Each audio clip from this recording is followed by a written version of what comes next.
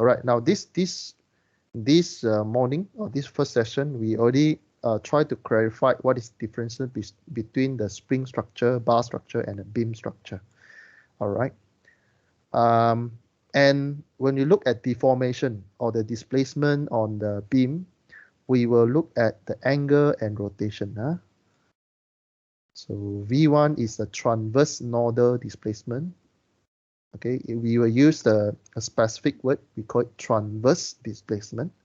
Okay, so in the question later on, or in your test or final exam, when you see the word transverse displacement, it means that the question fall under chapter 4, means you are solving beam problem. Okay, so this is a keyword, how you can identify whether you are solving a beam problem. Okay, and in your answer, we are expecting you are solving for moment and twisting angle. So these are the main things that we're looking for when we want you to solve a chapter 4 question. All right.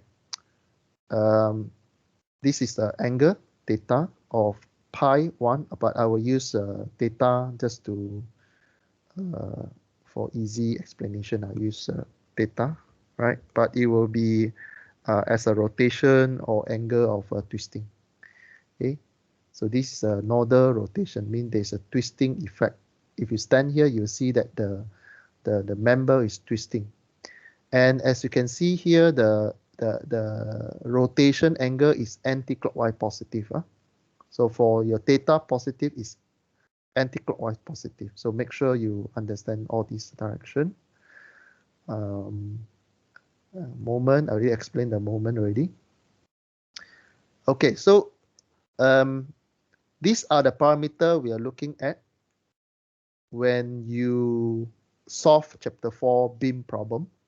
So for beam, as you can see, when you have analyzed the moment, positive direction will be anti-clockwise or counterclockwise direction. As you can see from the diagram, we will always assume all the direction in anti-clockwise direction is positive for a moment.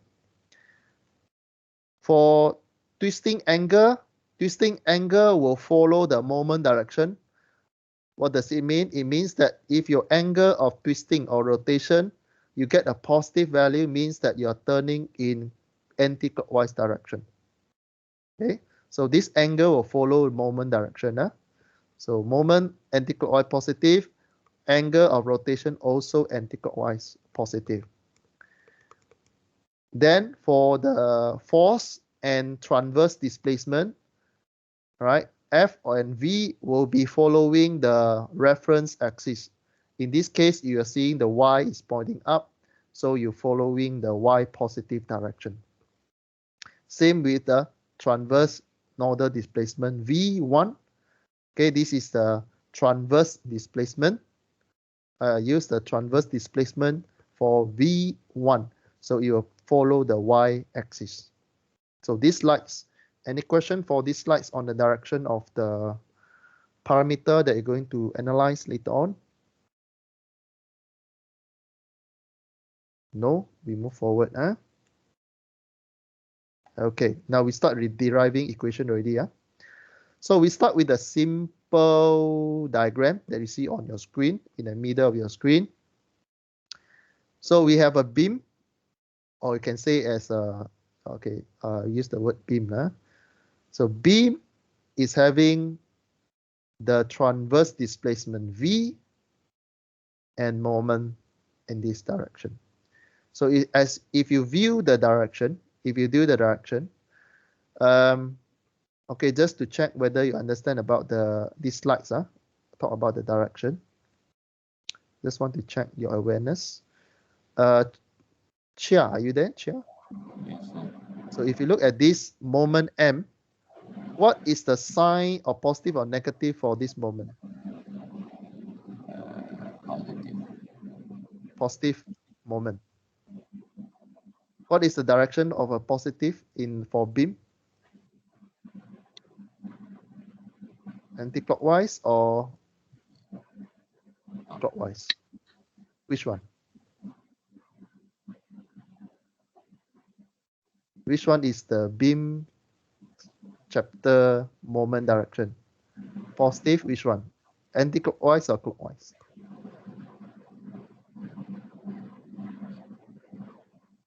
Or you're not sure? Not sure. Okay. Go back and I will repeat these slides again.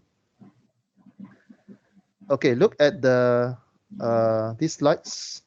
If you look at the bending moment will always positive when you have an anti-clockwise direction. For chapter 4, for beam structure, is positive when you have an anti-clockwise direction. So the angle of twisting or rotation, theta or pi, will follow moment where the angle will be positive when you have an anti-clockwise direction. For the force and transverse displacement, it will follow the y-axis direction. So if your y pointing up positive, you follow the axis. Same with the transverse nodal displacement with this v. So you follow your y direction positive. Okay. Chia, you clear on these slides? Okay. Now, back to this question again. What is the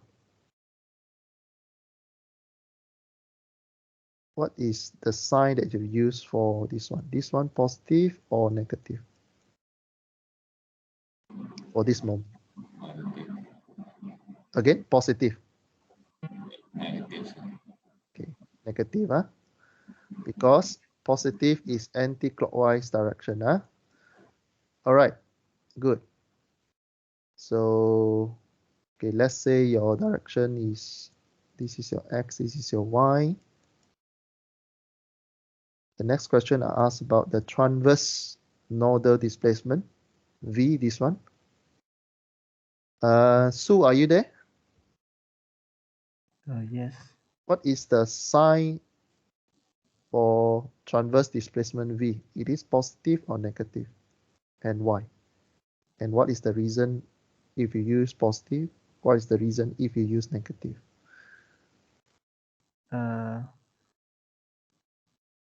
Your reference axis is like this. X Okay.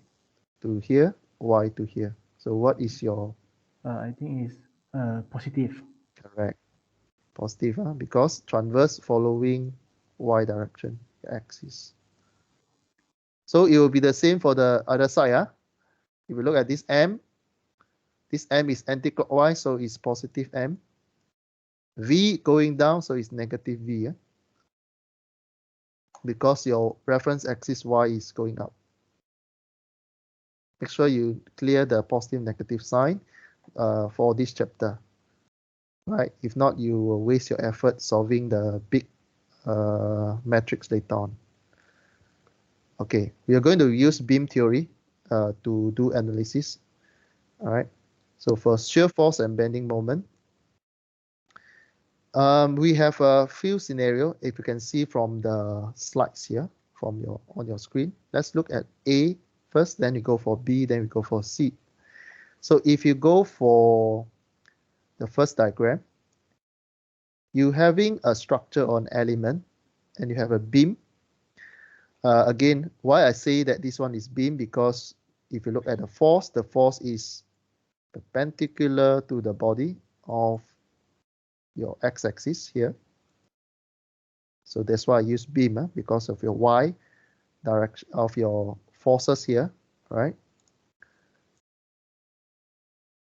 And there is a distributed forces W, as you learn in your static or dynamic class. You see W means there's a force along the surfaces. So what is the unit of W? It will be in Newton per meter.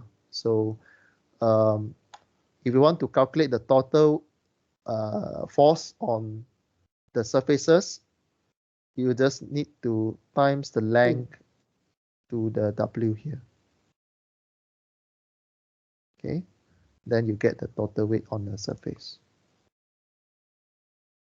So if you can see that for diagram A, you have a beam structure with a force at both ends, and there is a additional or external force that acting above the structure with Wx.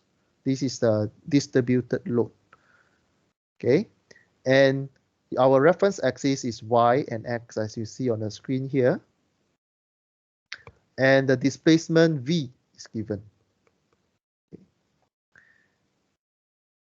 Now we focus on ABCD later on, right? So we focus on this section. So as you look at the beam, when you press from above, okay, when you press from above, there's the W under the effect of W, the load from above. The structure is going to bend, okay, the structure is going to bend like this. So when the structure bends like this, you'll see the second diagram. We call it deformed beam. So you're deformed in this way, all right? So as you can see, when you have this behavior, the curve behavior, the surface of this one, we call it outside surface, or this surface that I highlight with the red line here, you will experience compression. You will feel compressed in this surface. However, for this area here, because of the bending, this one will experience tensile effect. Means it will it will stretch this surface here. Okay, because of this bending. So as you can see from the second diagram, AB, the distance of AB now become A prime B prime. CD will become C prime D prime. And of course, before this structure, this beam take under the action of W, you can see that the CD is changing, AB also changing. Okay, and then there's a angle theta or pi in this case. Okay, so this is how we start to derive the equation. So now on the second diagram, what is happening here? You will start seeing the rotation angle, pi or theta. Okay.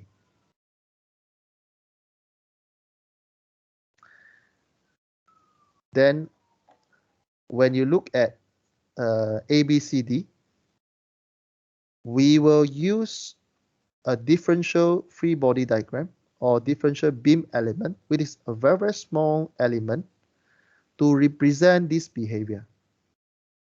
So what you can see from the diagram on the right hand side, again, when we analyze element, which is a small pieces, we will have 0.1 and 0.2. It is one on the left, one on the right. We label as 0.1 and 0.2. And if you have a load on the top, right, and you have a length of dx, so as you can see, when the force go along the surfaces, okay, let me recall a concept called normal stress and shear. I'm showing you two different behavior of force on the surfaces. So let's say you're having a force scenario 1 and scenario 2. If the force is 90 degrees to the area, this setting will give you normal stress or pressure, normal stress. This is stress, or pressure equal to force divided by area. Because of the direction, 90 degree of the force. However, if your force, let me change to yellow color. So when your force is parallel to the area, you'll get shear load. Shear stress or shear load also can. But why we use the stress word? Because stress is force divided by area.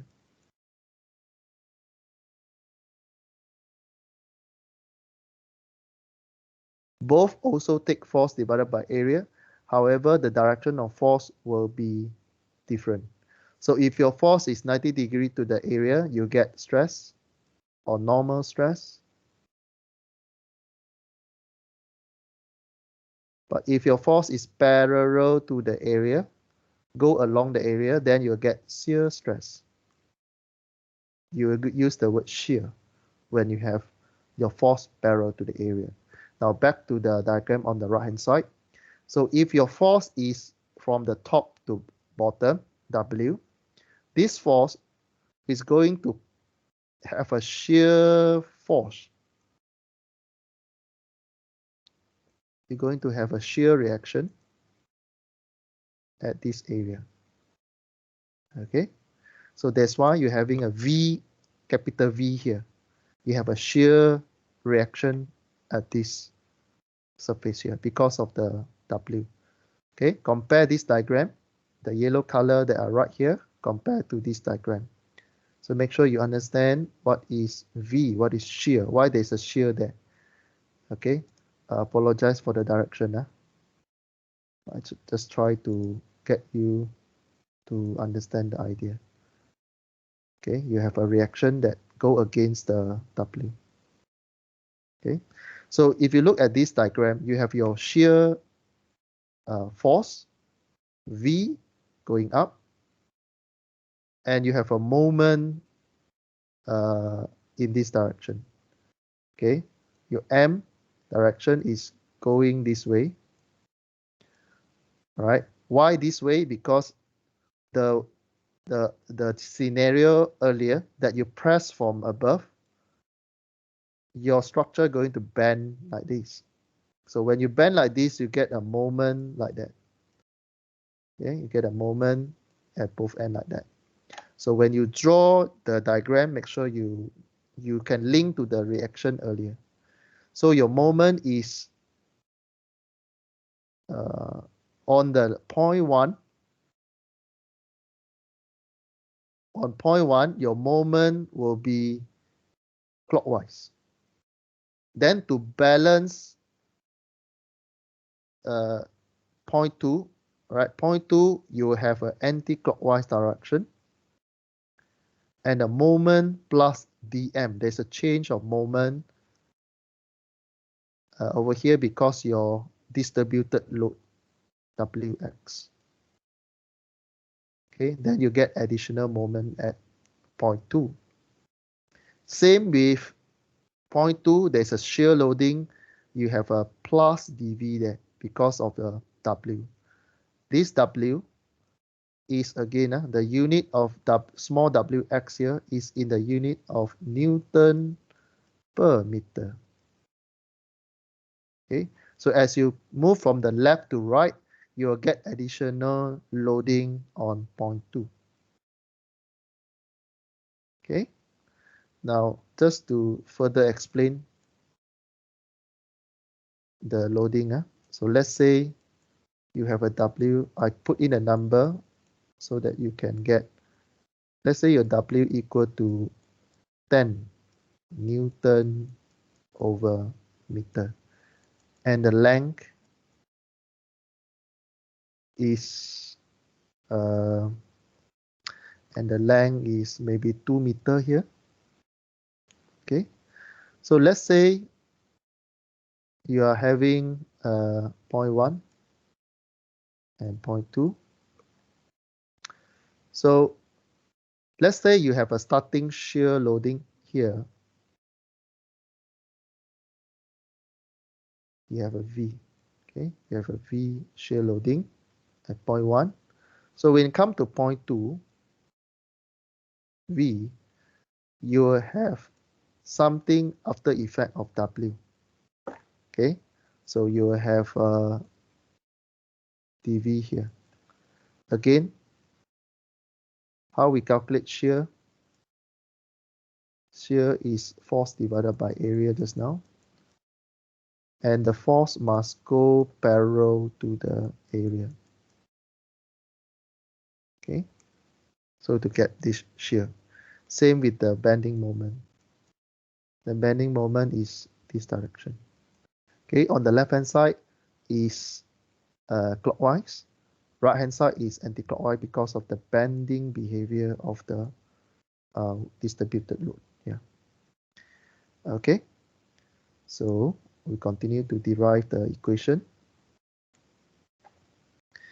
So by having the sign convention here for derivation, we always try to balance the structure. Okay, we will have like a equilibrium equation for our derivation. So if you go up on the left hand side, another side will be go down just to balance the shear load, and the moment will always counter each other. We call it couple moment. So if the left hand side is clockwise, point 2 here will be anti-clockwise. So this is how you do the sign convention. Huh? All right. Then the second one, we go for beam stiffness matrix again by using Bernoulli beam theory. And in this case, we consider bending deformation only. So this diagram, you already seen it before in the previous slides. Second, also you've seen it just now. Then the third one, you're seeing the differential beam element. Yeah, any question from any of you? So when they counter themselves, is that what keeps them in equilibrium? No, yes. Because now we want to derive the equation. So we will assume the body in equilibrium. Okay. The body will, the beam itself will try to reach a balance condition. So that's why in our derivation later on, you will see that we have this coupling effect. Means if left hand side go up, right hand side will be go down. If the moment on left hand side is clockwise, another one will be counterclockwise, just to balance the moment and the shear. Okay, all right. This one you can read from the slides. Huh?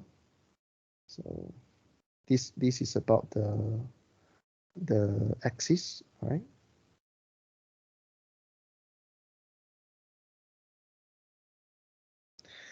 So yeah, this slide I already explained just now how you get the idea of this diagram just now, how it become band and all this.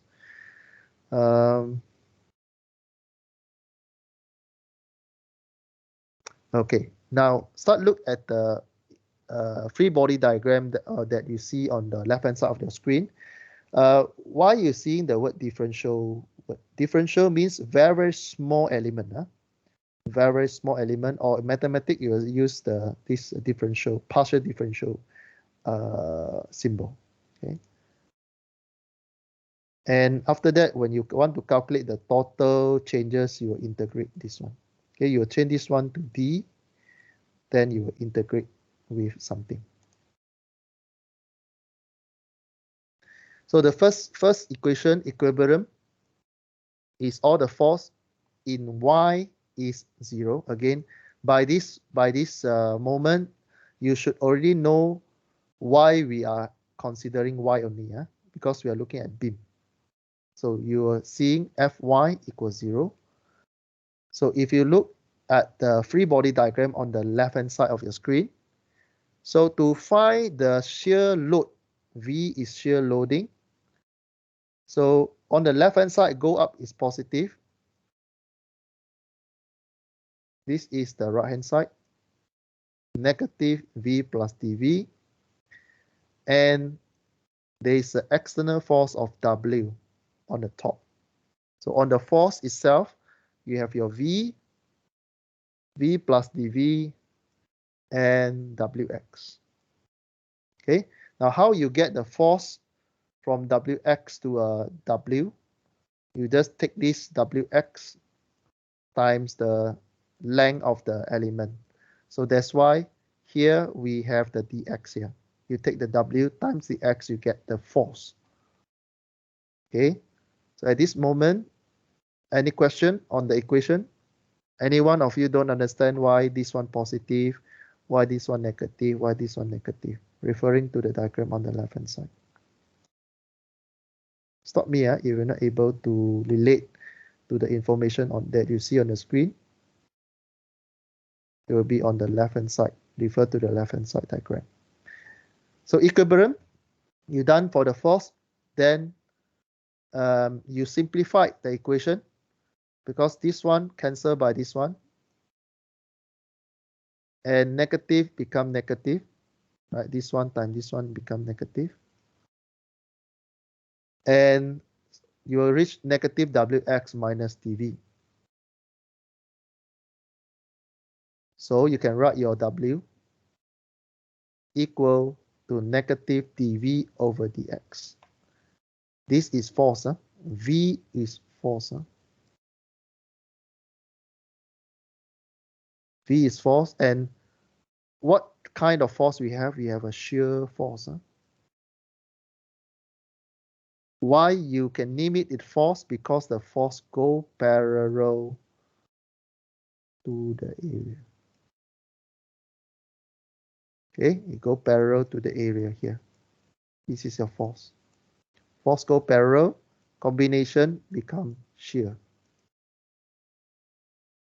Okay, shear reaction. Okay, so if you want to calculate shear stress, right? Shear stress. Then you take force divided by area. Okay, but if you look at the force component alone, then become a shear force. In this case, we use capital V to represent the shear force. All right, this is not velocity, and also not volume, but in this case, chapter 4, the V that you see on these slides is a shear force. Okay, try to understand the wording of shear when you study mechanical engineering. It's important concept.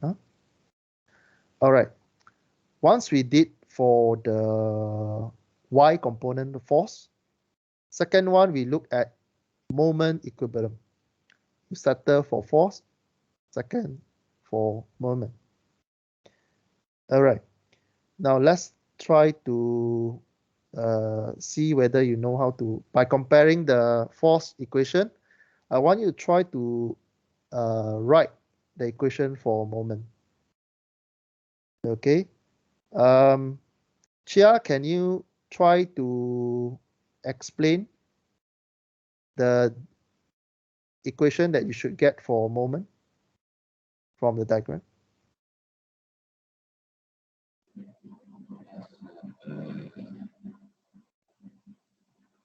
Will be How many force you have in the diagram? How many force? 3. 3? How you Yeah. get 3? 1. 2 force. Actually 3, 3, correct. 3, 3. V is, so V This is one? 1 force, right? Yeah, V is force. So force doesn't, because this one already you derive from, you already have the free body diagram already. So you don't need to like double count the V over this side. You don't need to double count already. So you just look at the diagram and look at the moment. How many moment you have? So you have actually you have 3 lah. So first one is because of this one. Second is this one. Correct? The third one is because of this one. Okay, and remember the direction that I asked you just now? Positive is what? Anti-clockwise or clockwise? Anti-clockwise. Anti-clockwise. So how you write? M1, M equal to, this one is positive or negative? Or this one? Which one, sir?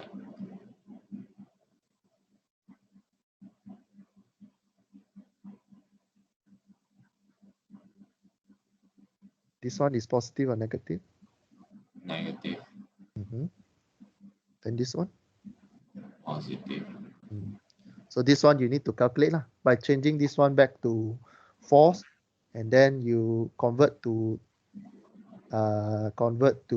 concentrated load. Then only you can find the moment. Okay. So you'll get this one. Okay. I'll show you the equation. So the first one you get, or this one, this one, you for moment at point 2, because all equivalent when you calculate moment, you look at point 2, you look at point 2, then you will look at what are the forces that can create moment for the point 2. So once you close point 2 or you stand at point 2, this one will not create effect, this one will not create effect. So if you look at equivalent at point 2, you take V dx, you get moment. Why negative? It is because the product of V times dx you get clockwise direction, so you get negative for this one. Plus dm, there's a changes of moment inside here, and this one is the distributed load moment. What does it mean? It means that you change this one. The m is because you take this one plus this one. Then you take negative m plus dm. Then you get dm here. Okay. Then the wx dx means you change this one to focus load. Wx times the dx, you get a focus load.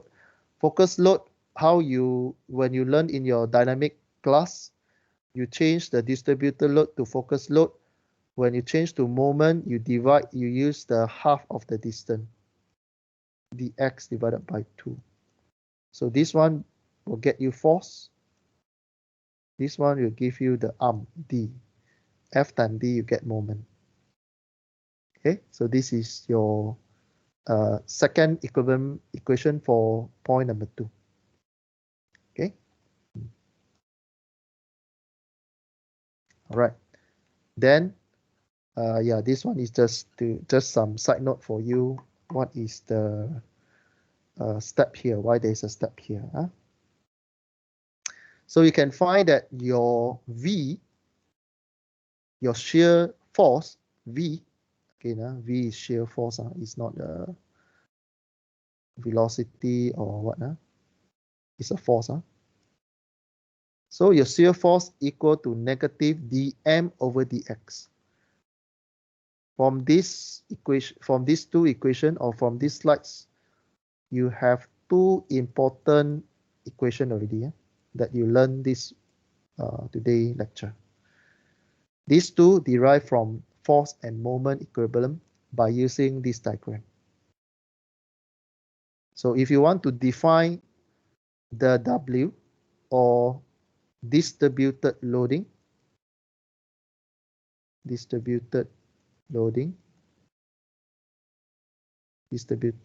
or you can say as force. Sometimes when we look at W, we will call it load. And then the shear loading, V, you can derive from moment divided by x. Okay, both negative. Why both negative? Because of the relationship between load, shear, and X. So for load, if you want to derive your load W equal to negative dV over dx, and if you want to find your V, you take the moment divided by X but with a negative sign. So from here, if you see, you can link this equation inside here. Because this one is a dV, so you take this equation, you differentiate with dx, you can get your W. Okay. So you need to recall back the differential equation, how you differentiate equation, how you combine differentiation equation. Right? So we're done with the equivalent beam, equivalent for the force and moment. Now we look at reflected curve of the beam. So different scenario already. We already done this one. So what happens if you have a beam? This is the solid. Okay, this is the beam, right? And this solid line is the curvature of the beam. Let's say your beam reflect up. The beam is refracted up at a certain distance V, at the distance of X.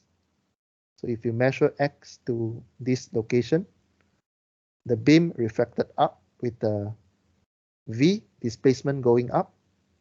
And this beam all the time is having a distributed load above the surface. Okay. All right. This V again, you have a transverse displacement. Okay, the word transverse specifically used in chapter 4. Transverse is displacement that in y direction. And there's a curvature of reflected curve. If you only look at this point, and I expand to this diagram. So if you look at the origin, this one is the original beam. And this point is after deflect. This is origin location. This is a reflected location. So you will be having a theta, a rotation angle here. And you can link this point with the tangent point of a curve. Tangent point of a curve from a point with the radius of this symbol with the radius r. This is just a radius of this curve.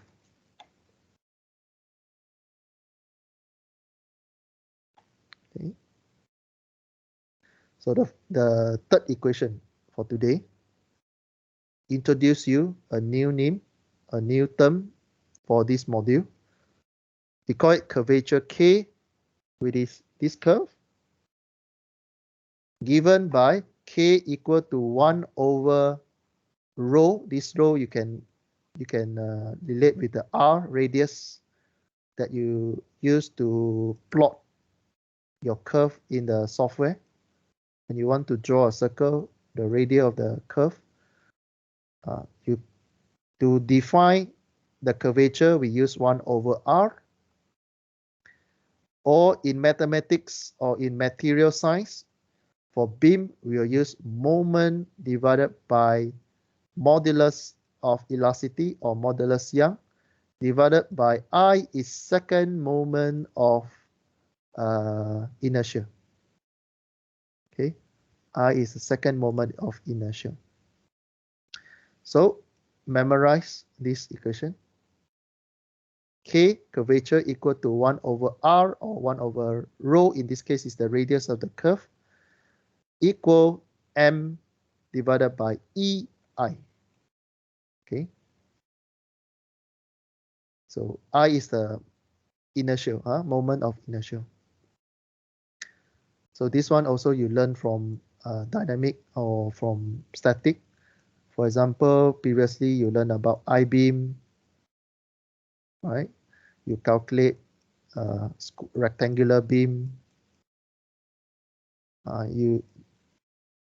Try to recall BH divided by 12, something like that.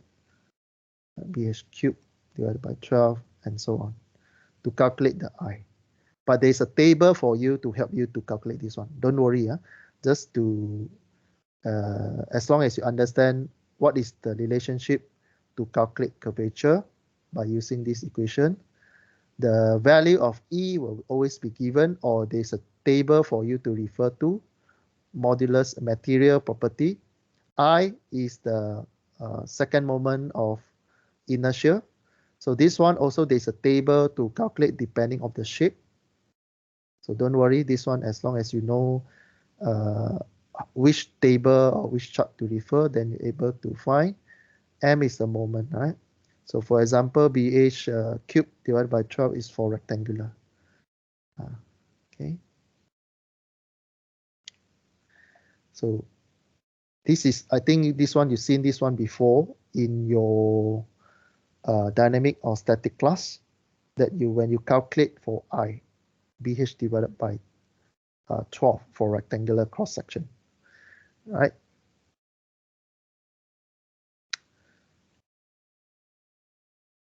So back to the equation just now, curvature equal to 1 over rho or 1 over r equal to moment divided by EI.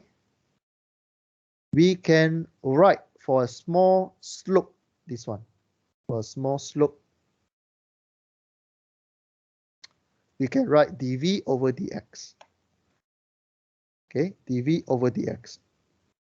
Because to calculate slope for theta, right? So when you learn your mathematics, when you want to plot your graph, when you want to calculate the angle of 2 points, you'll be using x divided by y, right? You'll be using your delta y, delta x. Okay.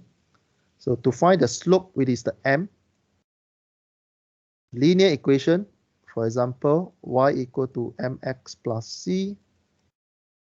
How you find the gradient of 2 points? M equal to delta y divided by delta x. So same with this scenario. Now your scenario, your y is v, x is normal x lah. So because you're looking at very small changes, so you add a d in front x. So that's why you get the slope equal to dv over dx. Okay. All right. Again, what is your v? Your v is transverse displacement. Is a displacement. Mean the distance move along y-axis. So that's why we can define a slope equal to dv over dx. The next is just mathematics. So when you substitute the curvature, right, you can write your curvature equal to double differentiation of your slope. Okay, so this is something new, maybe something new to you. So to calculate the curvature, you double differentiate the slope. Okay, then you get the curvature. So you combine this one into here, you get this equation. So m divided by EI equal to d square v divided by x square. Then recall just now you learned about the shear load and the distributed load equation. V equal to minus dm dx, W equal to minus dV over dx. You substitute inside there. You rearrange, you pull your EI over this side, you get this one. We will end in 1 more minute. Okay. So you substitute the results. You will have this form. So meaning you differentiate this one, W, and then you differentiate this one, you differentiate your W, okay, then you'll get this one.